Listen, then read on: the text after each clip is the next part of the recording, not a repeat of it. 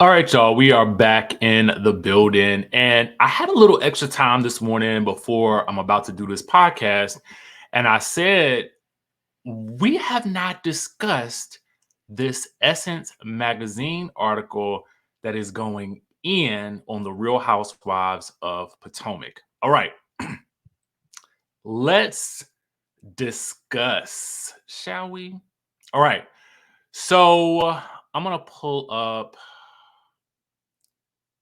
the actual title of the article for you guys really quickly. And I'm just kind of doing this off the cuff. I had no plans to do a video this morning, but I was like, we have not spoken about this. So, anyway, I saw this on Urban Bell Mag first, and then I said, let me investigate it all the way.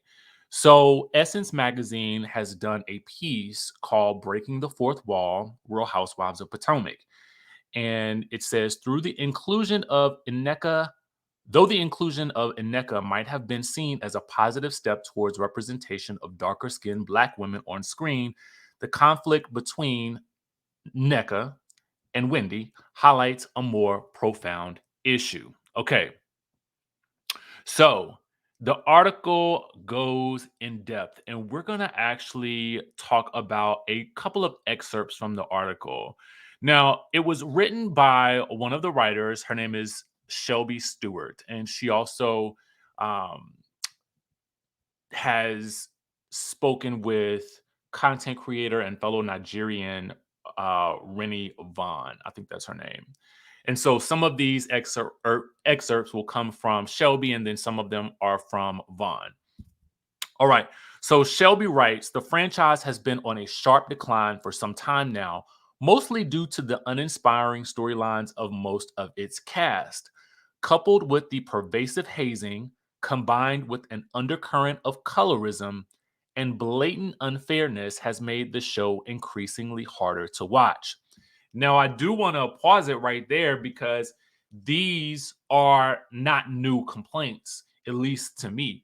This is something that I feel like we've been hearing throughout the season when you listen to a lot of content creators or you see the comment section of videos and social media clips. This has been a common thread for at least the past 2 to 3 seasons. So this is also, I mean, this is nothing new, right? This is basically what we've all been speaking about. So she goes on to say Potomac has a history of using a bait and switch tactic, deliberately provoking and isolating women within the group only to subsequently label these women as aggressive. It first reared its head in season 5 when the Green Eyed Bandits, Giselle and Robin, led a crusade against Monique Samuels, who physically attacked Candace Dillard Bassett and drummed up rumors about Monique and her family. Though Monique left the show following season 5, her resounding words have seemed to foreshadow the direction of the franchise's future. So then at that point, Shelby goes on to point out that Monique predicted that Wendy's family would be targeted next. Interestingly enough, the latest episodes featured Nneka calling Wendy's mother a witch. Not to mention the season right after Monique left, was it season 6, where we were basically talking about Wendy's husband allegedly cheating as well. They also go on to point out that she was also accused of using a shrine for evil, even though she's Catholic. In response, Wendy has accused Nneka of stooping to xenophobia to have a storyline. At this point, Wendy thinks that Nneka's whole point of being on Real Housewives of Potomac is to attack her. Now, the article also goes on to call out the producers. And I'm going to get into more of this, but this is the point that Urban Bill Mag had pointed out. It says it calls the showrunners to the carpet for allowing the conversation to happen on camera. It's something very devious about the nature of exposing central cultural discussions without the necessary care and responsibility. It intentionally perpetuates stereotypes and causes harm. Now, this is in reference to the Osu of it all, the shrine of it all of those things. They're calling the producers to the carpet for making these issues basically serve as entertainment, right?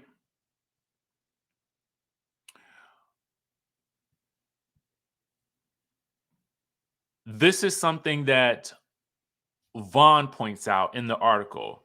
We have two women who are not only from Nigeria and they're actually the same ethnicity and then happen to be experiencing conflict as a result of cultural differences within their ethnicity, which, in other words, they're now airing dirty laundry that had no business being aired all the way in America.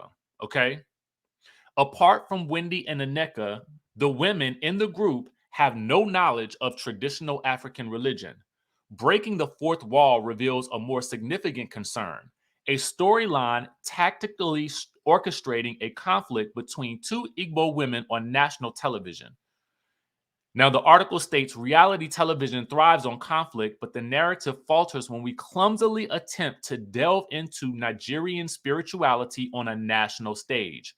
And this is where it says it calls the showrunners to the carpet for allowing the conversation to happen on camera. It's something very devious, again, about the nature of exposing sensitive cultural discussions without the necessary care and responsibility. It intentionally perpetuates stereotypes and causes harm. Then the quote from Vaughn goes on to say the implication that Wendy is Osu is one thing.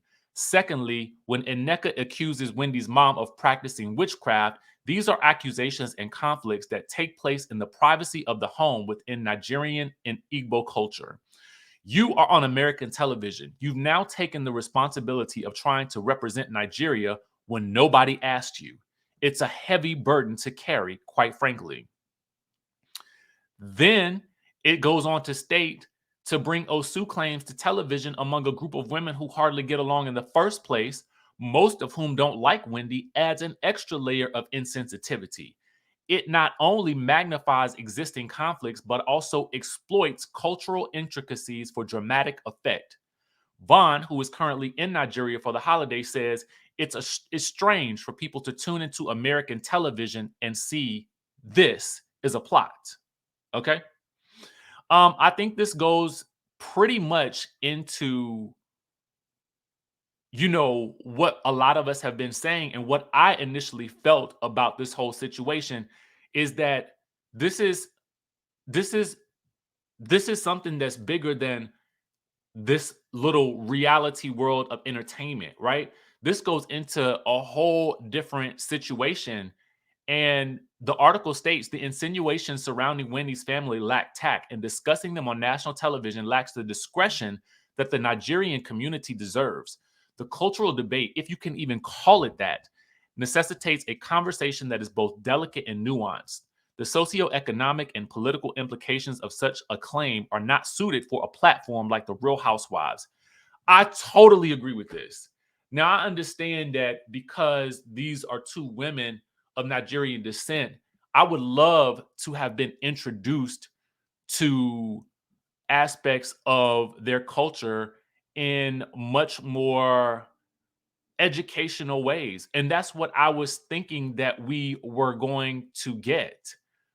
But this is very it's a very different thing. Um she goes on to state they're in such an awkward fight because they're having a fight where you're throwing heavy accusations that are considered taboo within the culture. If you accuse someone of witchcraft, that is a really big thing, Vaughn explains. People freak out. It's not something to be taken lightly, and people are very insulted by it. Nigeria is a very religious country. Both women are Catholic slash Christian or Christian. To accuse someone of witchcraft is like, dang, you hate them. It calls into question how in tune with the culture they both are. For that to be the storyline for a show about lighthearted drama when they're normally arguing about having 4 homes or your living room doesn't look good or who got Botox, then to speak about witchcraft and being from a caste system, that is just irresponsible and they should know better. Baby, you've got to get into the entire article because they go in. And what I like about this is they succinctly put into words something that many of us have been feeling but did not know quite how to explain.